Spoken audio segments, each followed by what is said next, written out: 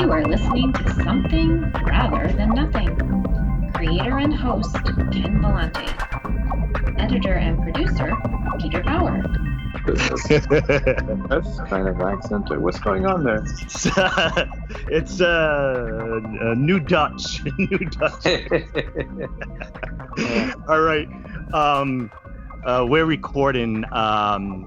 We're recording Something Rather Than Nothing, and we have as a guest tonight Bunkong Tuon, a poet, professor, teacher, and somebody who I met a long time ago. We actually have kept in touch more or less, maybe online for a little bit amount of time, but certainly been forever since we talked. So this is a great, really excited to talk with you, BK, and reconnect, but also ask you some questions so I can learn more about what you create and what you do, but also, of course, you as a human being. And the first question I have is, going back as a younger child, what were you like? How did you see your personality when you were younger, or how do you see it now? I'll answer that question, but first, it's a pleasure and honor to be on this podcast. And it's been a long time. I think it was at 2000 or 2001. We were in Lucian Miller's Buddhism in America seminar, a graduate school at UMass Amherst. Was that right?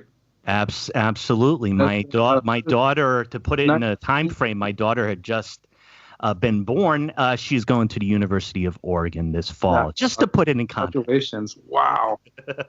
Wow. So what, 18, 19 years ago? That's incredible. Yes, absolutely. Yeah. And I was just, I didn't know what graduate school was like. But in terms of answering your question, I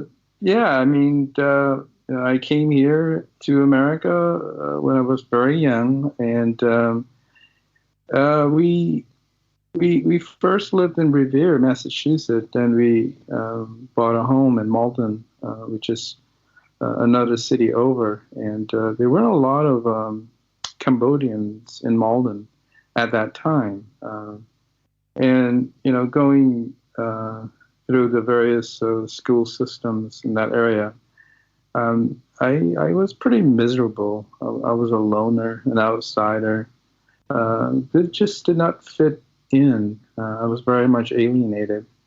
So in terms of what kind of a young person I was an outsider.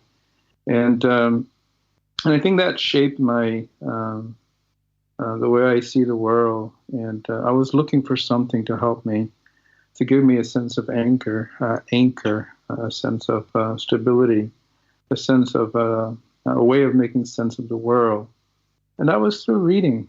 And as other writers have talked about, I'm sure many times before, you get excited by a writer, and then you read, and you exhaust the novels and the poetry, and then you start reading interviews, and then you start reading other writers from that, and then you start emulating. You want it to be Bukowski, you want it to be Carver, you want it to be Hemingway, and then you get tired of those guys because they're sort of super macho, and then you gravitate to other writers, and the contemporary stuff now, they're pretty amazing and all over the place, and it's quite fascinating.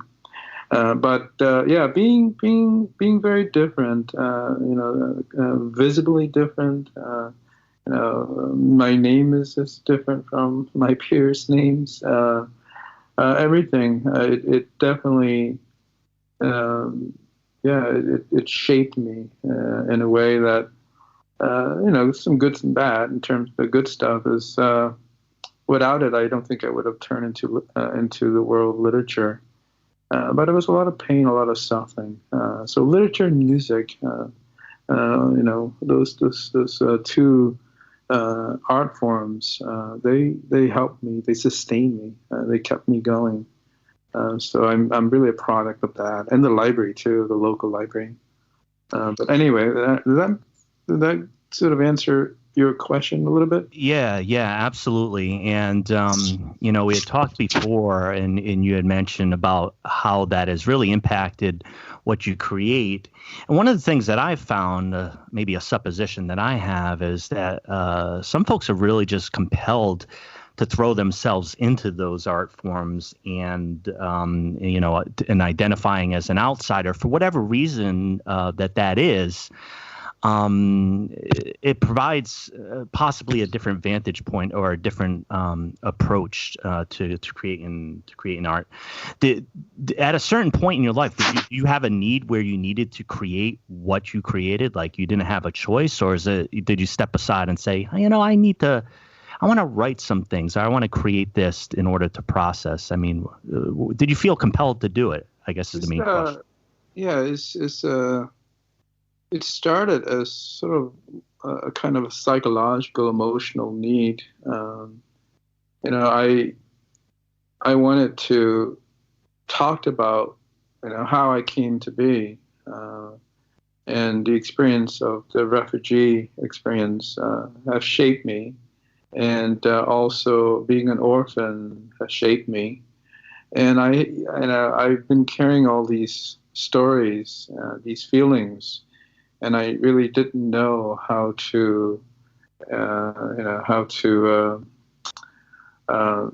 express them, how to release them. So at first, it was really much about the need, to write about my experience. Then in the process of thinking about my life, I also started to think about my family, and just amazed in terms of what they went through and survived the Cambodian genocide in refugee camps, and also the culture and racism of America. So I started not only to write about myself, I started to write about my family. Especially my grandmother. She was a mother to me. When my mother died, my grandmother took care of me and became my mother. So I write as a way to honor her memory, as a way to pay homage to her, and also about I write about my uncles and aunts. Again, as a way to document what they went through. So in addition to that honoring and paying homage, but also to give them a voice to tell their stories, because they can't tell their stories. Their English isn't good enough. They didn't have the kind of education that I have had. So there's that sense of obligation to family and then people in terms of Cambodian-Americans. And then once I get through that, there's other sort of reasons for writing. But compulsion, obsession, all of those things sort of seem to drive me. Like even now, I still think about things and I still write, I still put them down. Now I write about my daughter, about being a father for the first time. I'm working on my third book of poetry, and that's all dedicated to my daughter. The experience of being a father to a girl during this new America, this America that is in a state of turmoil, this Me Too movement, this Time Out sort of movement, and then this anti-immigration sort of sentiment that's been happening, for quite some time, but it has exploded, especially in the past 2-3 months.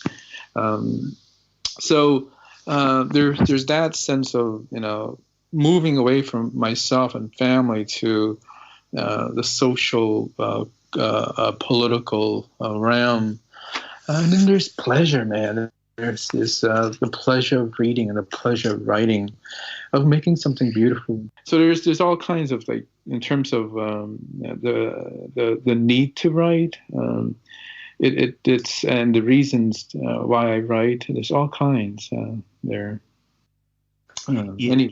Yeah, and I've read both collections of your poetry, and it's really incredible writing. And what I took from it, the word family was big, because you did animate. I mean, I think, when you're saying about, trying to give voice, we hear that a lot, but it's very important, and I think you really do that consistently, like to write in such a way where the reader connects with like what this person was like, or what they said. But both when family is working well in passing along wisdom, or just basically the ability to survive, or what do we do, or sharing resources, or sharing food. But also when that is threatened, I think that, the threat of a diaspora, or being in a vulnerable state, in a war-torn area. I mean, all those are attacks on that value, and that's what's important. So I see that continually in your writing. You really get a sense of it, and I think it was. And so I was blessed at the beginning where you're waiting for your daughter, and I think it was an homage to the she's on her way. So it's kind of like in time and in place, and that it's really powerful. So you get a sense of like, your creative process. You're a professor and teacher as well. As far as how those interrelate, do you see yourself operating smooth in the fashion of teaching, writing and literature, but also doing it for yourself? Yeah, I'm a very shy and quiet person in public. So my job is to stand in front of the classroom and ask questions, listen to students, views and perspectives and opinions, and engage in discussion. So I'm not a charismatic teacher, and I think that that has to do with sort of my own early background that I mentioned earlier. But also, but once you are teaching materials that are very personal and real to you, my sort of the key to overcoming that shyness is finding something that you're really passionate about. So there's a wonderful correlation between sort of my scholarly work, which is looking at Southeast Asian narratives, poetry, autobiography, memoir, fiction, oral narratives, through the lens of war and immigration and home and identity and trauma and recovery and writing. It's all related to what I do in terms of my own creative work. So, I kind of lucked out, whether I was smart or just really, fortunate to figure a way where the teaching, the scholarly work, and the creative writing, they're pretty much the same thing, or at least they're in different mediums. They're in different media, right? Each one of them is in different medium, and but at the same time, they're tackling similar issues and concerns. So for me, I talked about the same thing in the classroom as I explore in my own writing. So there's that, and I think students, even though they're really, I work at Union College, and it's a kind of place where when I first arrived, I experienced a kind of culture shock.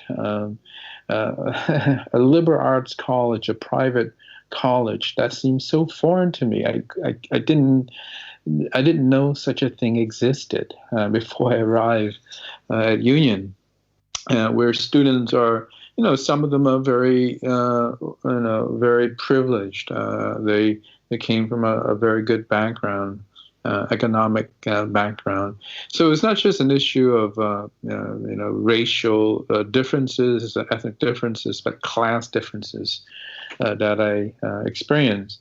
But I think once you sort of teach in a way where the students, in spite of their differences, can relate to you on a human level, can relate and see that these things are very personal to you, I think that barrier is broken and you can connect.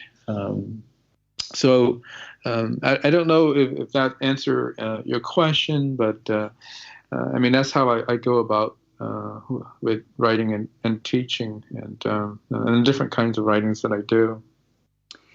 Yeah, and it's interesting you mentioned the piece about with the private college and some of those things. Right before I had gone to the University of Massachusetts, before we met, I had gone to Marquette University, Jesuit school. Yeah. A lot of class and all that, class issues and just being around a private institution. Like prior to that, I thought I would never actually attend a private school. It's actually still a strange concept to me. And it was a great experience, but it was a difficult experience, at the time with those adjustments. But it was one that was it was like being in a different world, and I'd imagine starting out and being on staff over there at Union. Of course, me being a union labor movement guy, I love the name of the. What town is that in, BK? I forget. In Schenectady, I thought so. Okay. New York. We're in the Albany, the capital region, not far from Albany. Yeah. So a couple questions very specifically about, art as a concept. What is art? That's a really big question, and I still don't really know what it is. I know that it's beautiful and pleasurable. I know that it connects me to the community, and also connects me to something more, something transcending, something eternal, something just transcending, something before culture and language. Sometimes I read a poem, and a good one would sort of put me in a kind of a good mental state. There's a sense of finding myself in a kind of still point in my life, and that's good stuff. So it's not just the social, political, cultural aspect of art, but there's also something that transcends that too. And I don't have a definition. I know that it's just it has to do with beauty. It has to do with something that is transcending, but also connects me to the world, and then to the world that's beyond this world. I don't know if that makes sense, but well, there's a lot that does. There's aspects of like how it impacts you emotionally, the sense of well-being that it gives you, the experience of the sublime or spiritual. There are aspects that you were talking about with the eternal. Those components are there. The philosopher, oh dear. Yeah, well, I took a course with Dr. Cheryl Foster at the University of Rhode Island. Actually, will be a guest on this show. Great. Yeah, and she taught a class called The Philosophy of Art. So, okay. I'm asking you one question in an interview. I got 4 months to try to tackle it. But it's a great question, and one of which not all philosophers have grappled with. There's certain philosophical questions, like if you consider yourself a philosopher in history, you kind of like have to have an opinion on each subject. And artists, the philosophers haven't always, not each philosopher has had like strong opinions on that. But if you go back all the way to the Greeks, and think about Plato's view of poetry, I mean, he had very bad things to say about poets, that they created, kind of bad reflections of what was good and pure. So there's, once you interrogate the question of art in a philosophical way, it becomes a lot of fun. So future episode, it will have her, and it's a great question. There's one actually related to you. There's Joanna Valente, who you've worked with before. Right. Yeah, okay. she made. Hello. Yeah, she is a future guest as well. And my understanding now that you had done some poetry, but also she had done some drawings or sketchings that went along with that. Could you talk about that process and what your intent and what you're trying to do with that? Yeah, I would like to actually send her via email a list of questions about the process. I was really interested in how she would. This is I'm just sort of. And I haven't thought about this very clearly, so the words might not be right. But how does she translate from one medium to another? What does she notice? What does she pick up? How can she relate my experience of being a refugee Cambodian orphan in America? How does she relate to that otherness? So those are some questions that I really want her to tackle. Once she is done with her sketching, with her artwork.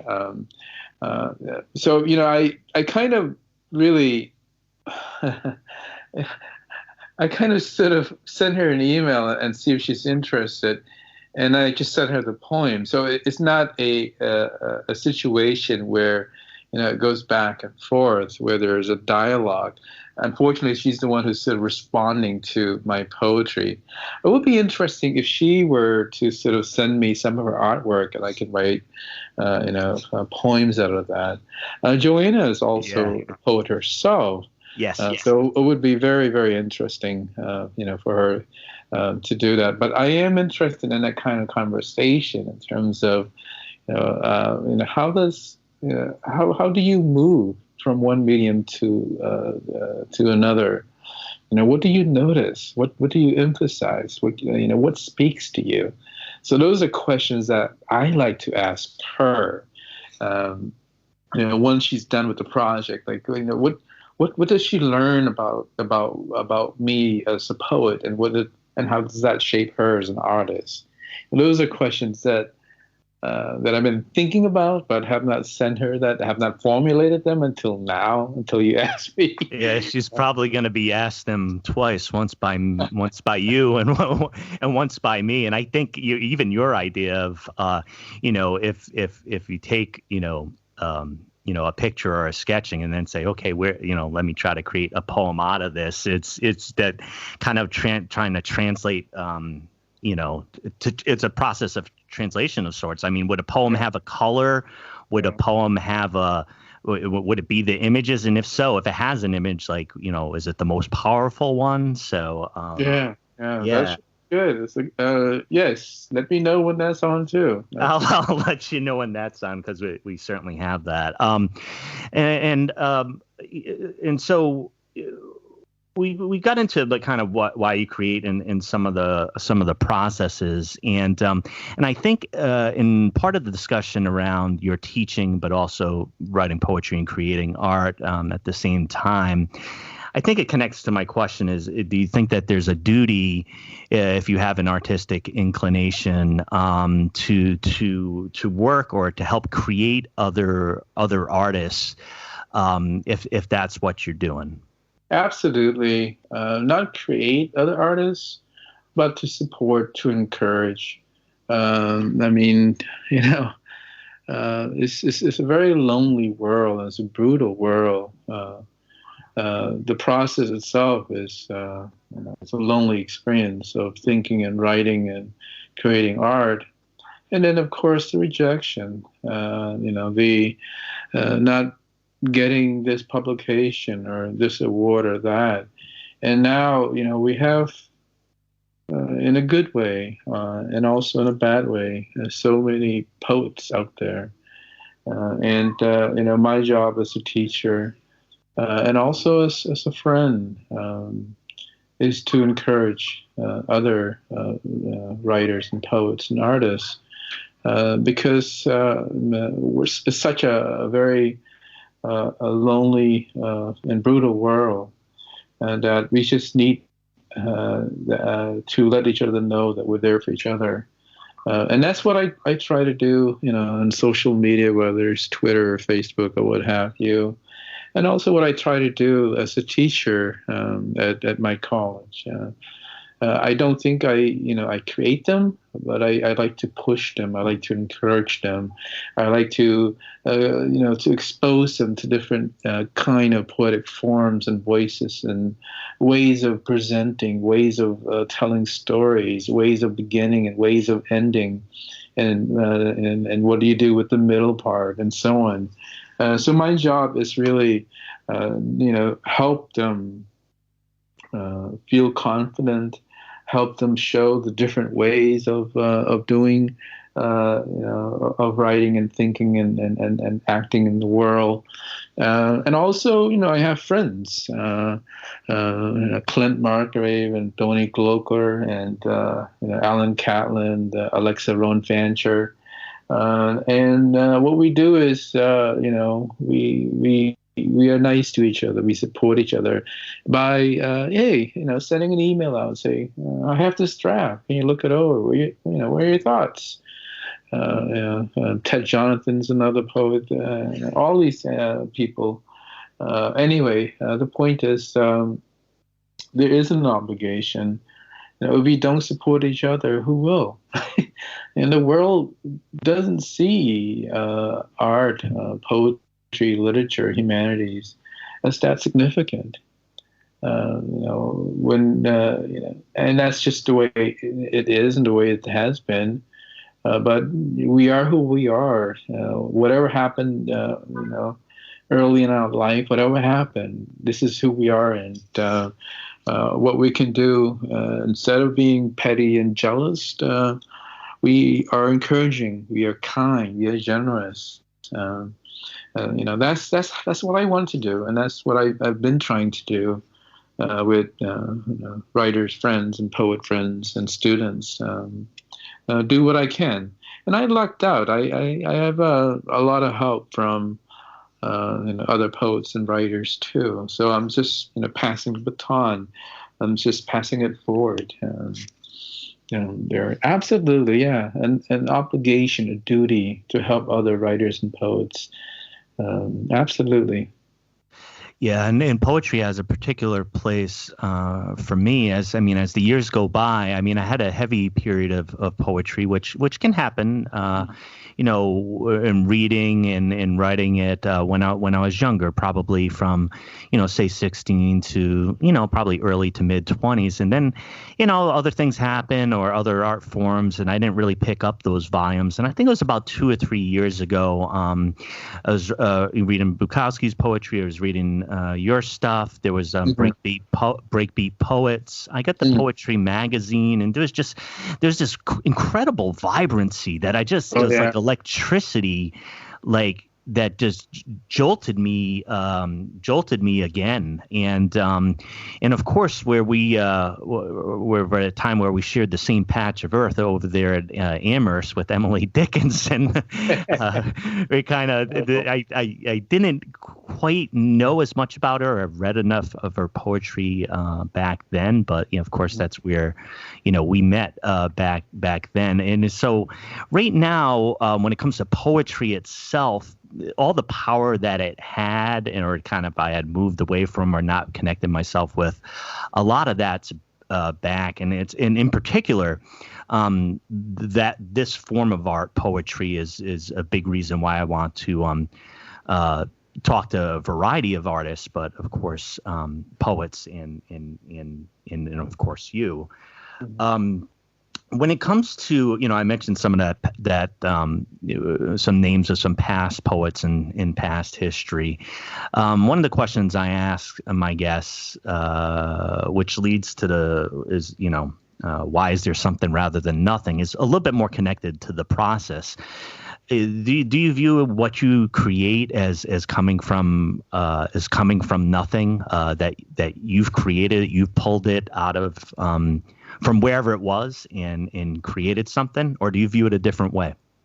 I would sort of, instead of like that either or dichotomy, I would see that there's a complementary relation between the two. From nothingness and I guess from something. I think the stuff that happens, the earlier sort of work,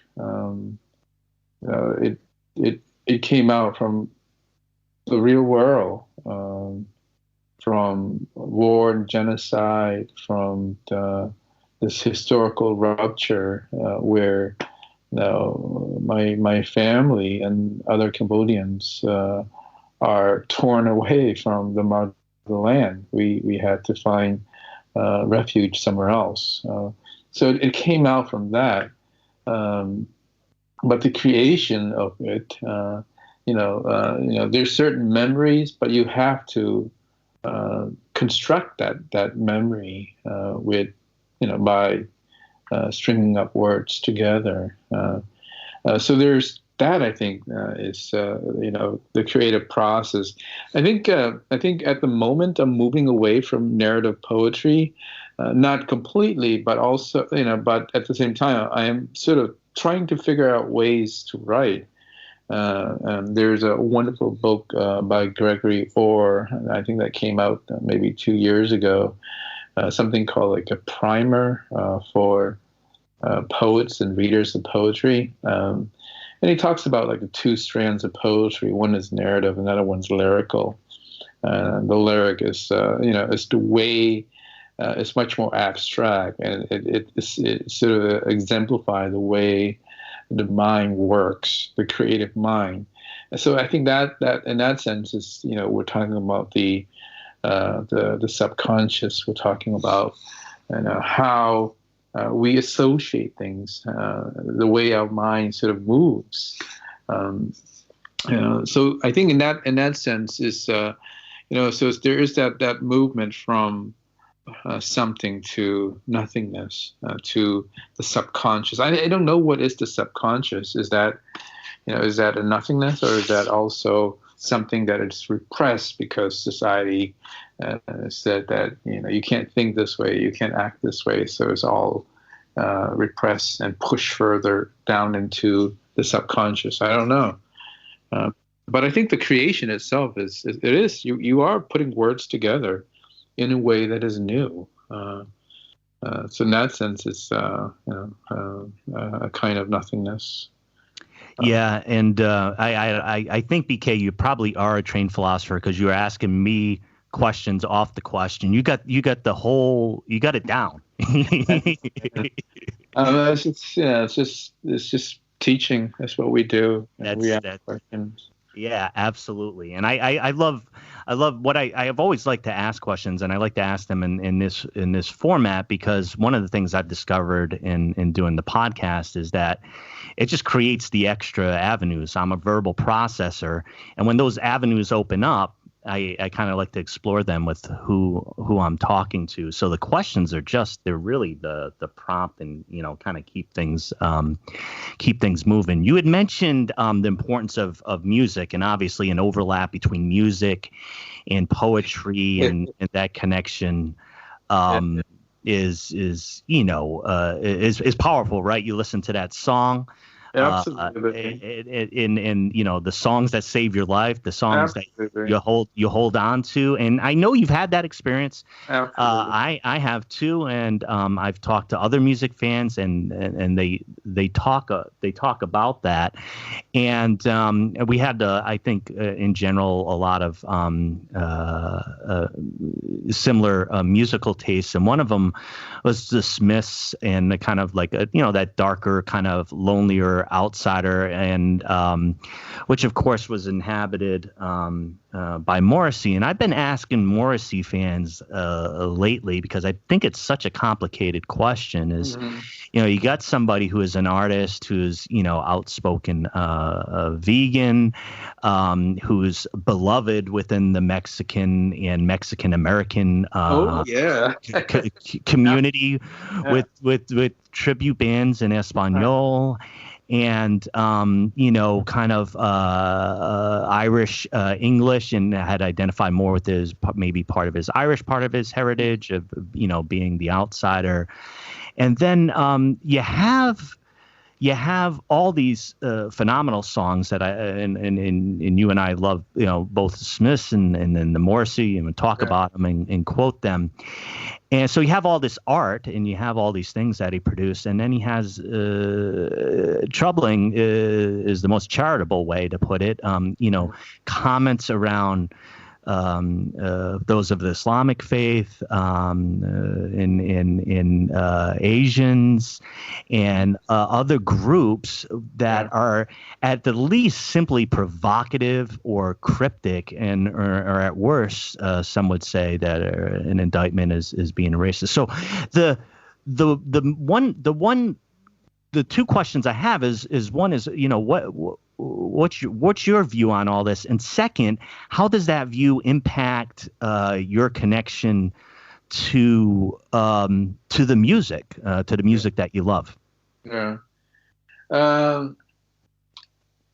That's a difficult question to answer. I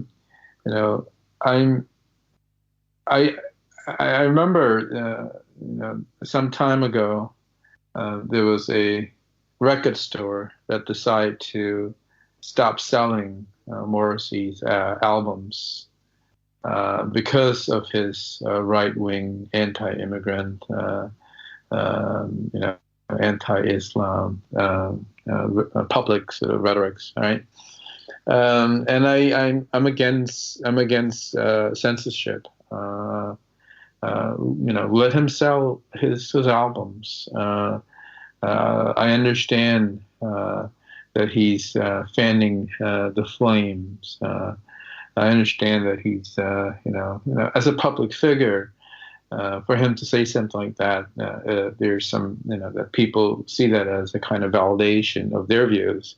I understand all of that. And being a person of color myself, representation is political, is loaded, and to have that negative portrayal in public, has not only a legal ramifications, but also psychological in terms of how we feel about ourselves.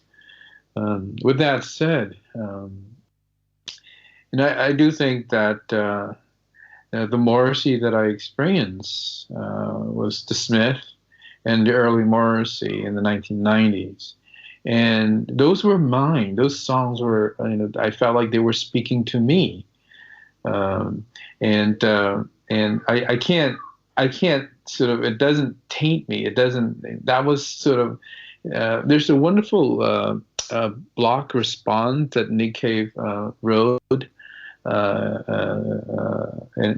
regarding this issue, and I think his sort of position is something like, you have to separate the art from the artist, and once the artist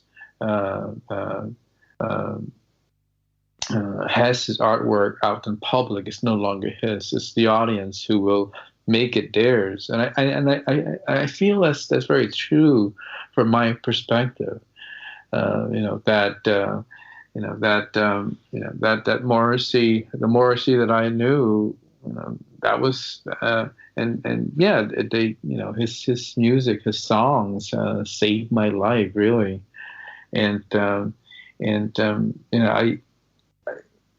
think the best way to sort of think about it is just separating that artwork from the artist, and you don't want to sort of to censor and say the artist and say you can't do this, you can't do that. For me, it's just very complicated as a person of color, but also as a writer. This is a challenging sort of question. I don't have easy answers, but I know that I do not want to go and cross over the line of censorship. That I don't want to. But I also think that as representation, other people can speak against Morrissey, other artists, other writers and poets, and musicians, and the public. They can speak in response, but I don't think they should ever say, I'm going to take your record off. I can't, so that's sort of there's a line there that I wouldn't cross. Does that make sense, Ken? Yeah, that does make sense. And it's actually an active question. I mean, it's not the first time the question's been asked. It's the Roman Polanski's films, Woody Allen's movies. Is Annie Hall the same movie now that it was then? Is The Youth of Mariel Hemingway and Manhattan problematic? I mean, so I mean, I think it's a great. It's a great engaged question, and I also think that both not to speak for you, but I think as far as some of the artists that you and I are intrigued by, you're going to encounter some very powerful, very powerful reactions to what they do. I think of Bukowski, and I say Bukowski because. You have to deal with his drinking, you have to deal with his relationships, and what that means. But when you read, if you get Bukowski, you get Bukowski, and it's this kind of jolt, this kind of quick. Access to, I don't know whether it's anguish, joy, way of living, way of not living. I again, that's another, I wrote an essay about my relationship with Bukowski. I think it's something called On Fathers, Losses, and Influences. And it's published on this website, this online magazine called Numero Sank, edited by Douglas Glover, a wonderful, smart Canadian writer. And Bukowski, for me, as someone who's an outsider, I could relate to his stories. And I could understand. I felt like I'm at home because I was never at home when I was growing up in Malden. I was at home with Bukowski's world. And I didn't have a father figure, so Bukowski became a kind of a literary father figure for me. And I did find, a sense of comfort, a sense of familiarity. Like, oh, those are outsiders too, just like me. So I could relate, but I know that his relationships with women, the way he writes, the way he wrote about women, and his attitudes about immigrants, those were problematic. But I can't sort of deny and erase that moment when I encountered Bukowski and said, oh, I could relate. And because of Bukowski, I read other writers. Because of Bukowski, I knew of other writers. Because of Bukowski, I became a writer. So I can't really sort of, even though he's controversial, he's Bukowski. The same thing with Morrissey. That those people shaped me and influenced me. They gave me another life. I can't deny that. I'm sure other people would, disagree, and they'll figure ways to, counter argue that. But at the moment, in a very spontaneous response, I mean, that's really, how I look at it. How, and it would be false. I would be lying if I kind of denied Bukowski and said, oh, he's just a male white writer. Morrissey, the same thing. It's just a racist, a Brit or an Irishman. And that, I think, I would be untrue to myself to say that. I do see the problems, but also, I have to recognize that they were important to me, absolutely important to me. I don't remember the last time I bought a Morrissey album, probably in like 2000 or something. But I can't deny that Morrissey was very important to me, and the Smith was. And I responded to the lyrics of Morrissey over the guitar of Johnny Marr. And that's the initial moment.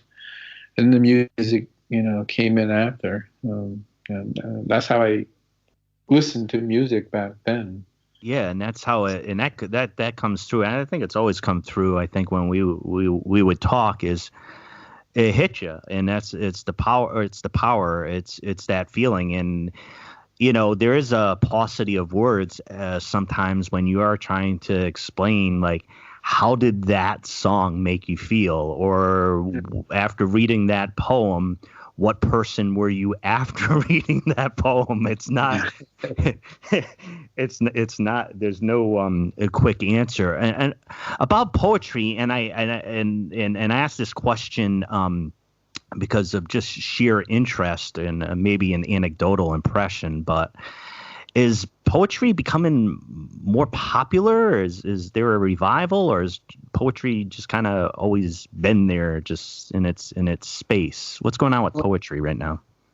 I think there's an exciting, wonderful, frightening explosion with especially with social media, with Instagram and Twitter.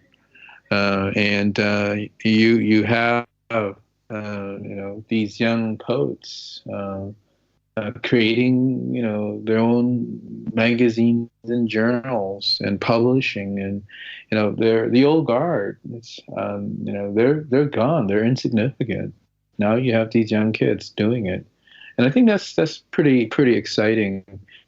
And I've been reading this summer with a student, Nick Slurry, contemporary poets, and some of them are wonderful and very good. So there's definitely this explosion of wonderful stuff. But also there's because there's so many poets out there and writing all kinds of stuff, that is the market is it's flooded. It's we're inundated with poetry all over. So it's I don't know what's going to happen in the future in terms of hopefully the good stuff will rise, and what does that mean anyway? In terms of the good stuff, I guess what it means is what I like. It's subjective, but I think at the moment it's pretty all over the place. And there's some good and there's some stuff where, like, why is this poetry? You can just write it in prose paragraph form, and it's fine. And then there's other writers, young poets, who just, the way they phrase things, the way they see the world, and so on. Anyway, I think it's very new. I think social media, Facebook and Twitter and Instagram, I think those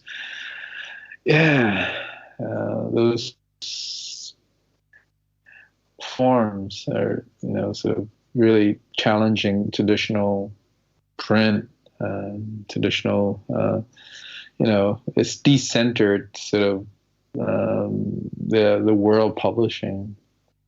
So we'll see what's going to happen to it.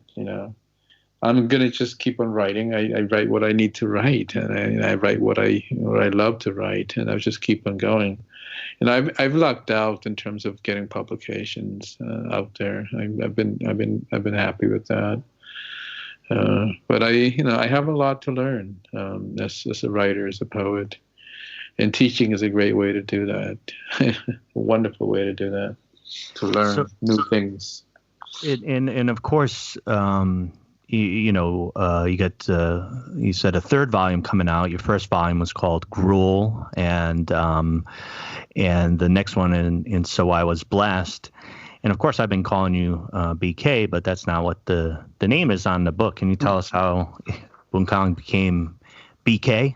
Yeah. Well, I assume people, think that that I was trying to, or that it came out of a place where,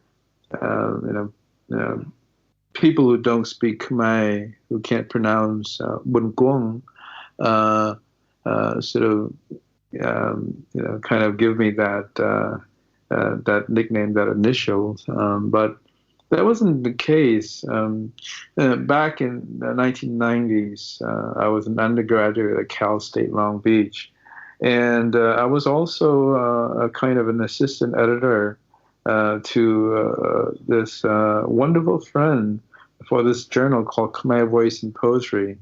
The friend's name, his name is Tibet Bunkasam, and he's Khmer. And we were working. The two of us were working together, creating this journal where we publish Cambodian-American writings, poetry, song, stories, anything, because we felt like there was a need. There was number one, there was an absence of Khmer Americans interested in the arts and humanities. They wanted to create a space for that, where anyone who's interested in it can submit their work, and we edit and publish it. Anyway, Tebret, he calls me BK, and it got stuck, and now my daughter, she knows me as BK. I haven't told her my real name yet. So it came out of this sort of friendship, really. It didn't come out of some non-Cambodian speakers call me this and it got stuck. No, it was a Khmer person. So I really wanted to emphasize that it came out of friendship, really. And phonetically, is after the K in the first name sound more or less a W sound there. Bunkong? Bunkong, yeah. Bunkong. Yeah. Anyway, it's all it's all good. But when I do write, I like my name to be printed next to the work. But I think everybody knows me as BK now. I think, and I'm good with that because it was my choice to keep that out of that sort of honor for that friend. So it just sticks. It didn't come out of any negative sort of moment there. Thanks for asking that as an opportunity for me to clarify that sort of that narrative. Yeah, absolutely. And so, what about the next collection of poetry? Anything you want to say about that? When that's coming? Yeah, it's going to be the end of this year, it's a poem that it's a book of poems that trace the beginning of being a father to now my daughter is about 4 years old, so it was like from 0 to 3 or so. These poems that document the anxiety of being a father, the anxiety of being a father to a girl and not a boy. And they're being a father is political. And you pay attention to the way the world is now in terms of how women are treated. And are expected to do this, to do that, the inequalities, the oppression. So I'm all worried about this. And as a father yourself, you have a daughter. I think you know what I'm talking about. So so the poems all have to deal with my daughter and with Trumped America, to put it bluntly. So there's social political elements in addition to just raising a daughter. Does that make sense? I'm pretty excited about it. Absolutely. It does sound great, and like I said, you can connect that through the specific poems in the past, and I know some that you post.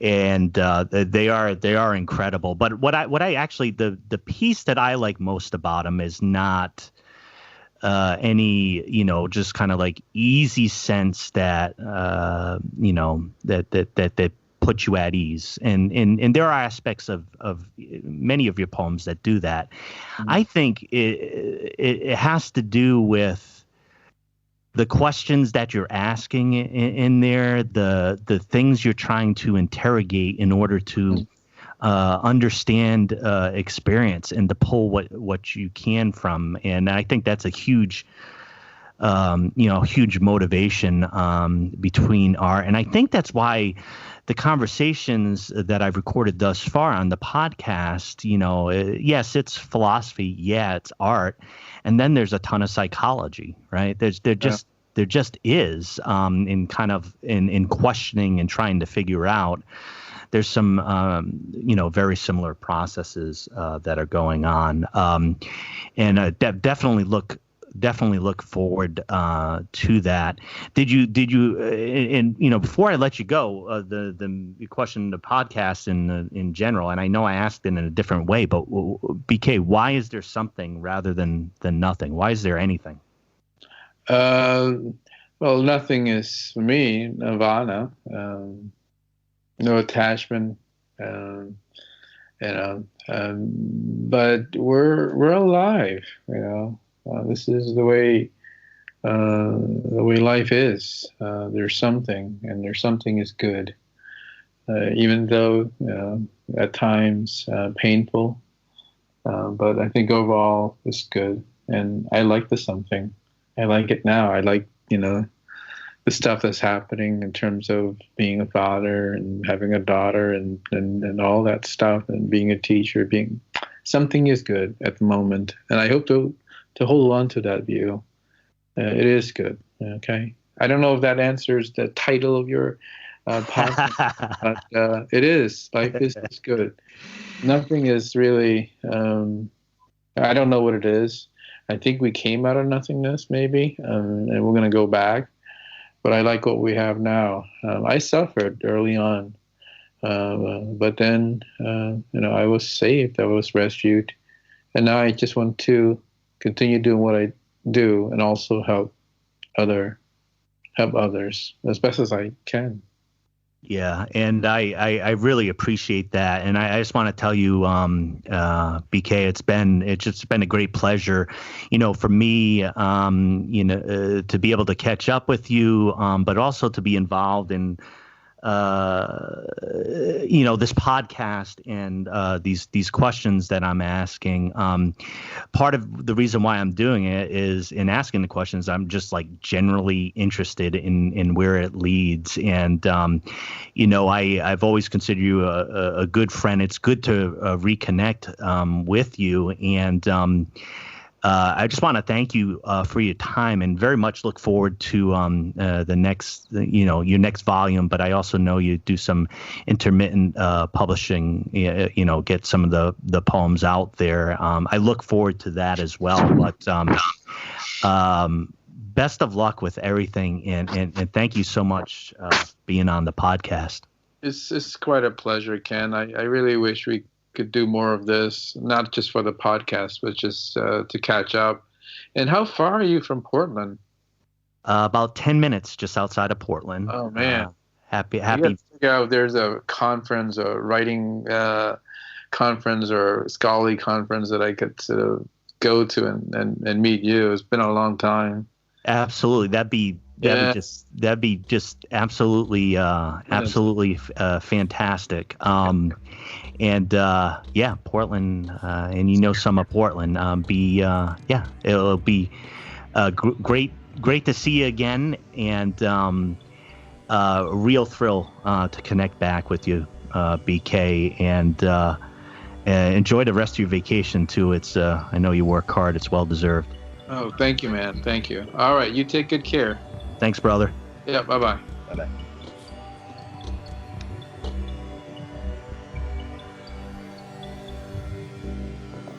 You are listening to Something Rather Than Nothing.